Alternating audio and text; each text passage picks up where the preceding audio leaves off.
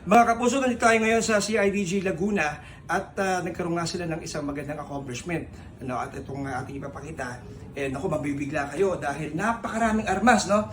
16 na assorted firearms ang kanilang nakumpiska. Kabilang nga dito ang mga high-powered firearms.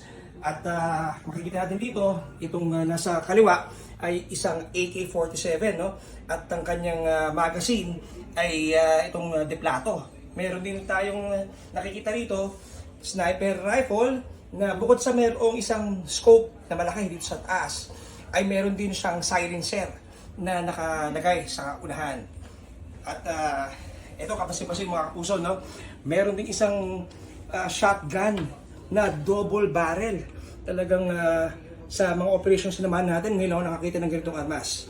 At ito, typical na to, no? M16, merong ibang shotgun, merong Thompson, meron ding mga 9mm, meron ding Ronin kit, no? Dito mga kapuso. At ito, parang lumalabas na parang pocket pistol, no?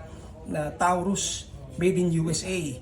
At dito naman isang disassembled na caliber 45, mga revolver. At ito siguro sa iba sa inyo, baka nakita nyo ito sa pelikula, no?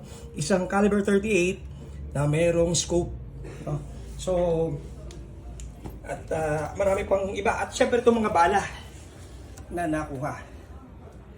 So, sa lahat ng ito mga kapuso, ay alamin natin paano nga ba nakuha to, no? Walang iba kundi ang hepe ng CIDG Laguna, si Police Major Ivan Soriano. Sir, magandang umaga po. Sir, at congratulations po sir sa inyo pong accomplishment. Thank you.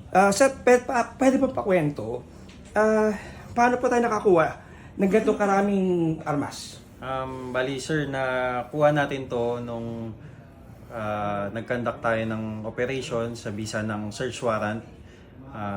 Ito po, mga ebidensyang tumambad sa atin at nakumpiska. Okay, sir. At bukod po rito, meron pa ba kayong ibang nakuha sa raid? Meron pa din po kaming nakuhang dalawang explosives na granada, pero tinurn over na namin siya sa EOD. Okay. At sa puntong po ito, ano po mga magiging susunod na hakbang ng CIDG Laguna doon po sa ating naarestong suspect at dito sa mga baril na nakumpiska po natin? Sa naarestong suspect, pa-filean natin siya ng kaso sa paglabag ng RA 10591 sa illegal possession ng firearms, and then sa explosives naman ay RA 9516 po. Oh, okay. Alright po. At mabuhay po kayo, sir. Congratulations po. Thank you po. Okay, so yan mga kapuso, pinaka mainit na balita, no? Talagang very admirable itong accomplishment na to. Napakarami mga high-powered firearms na mula na-aresto sa isang nakuha mula sa isang na-arestong suspect dito sa bahagi ng Laguna. So yan muna latest mula rito sa Laguna. Ako si John Consulta ng GMA Integrated News.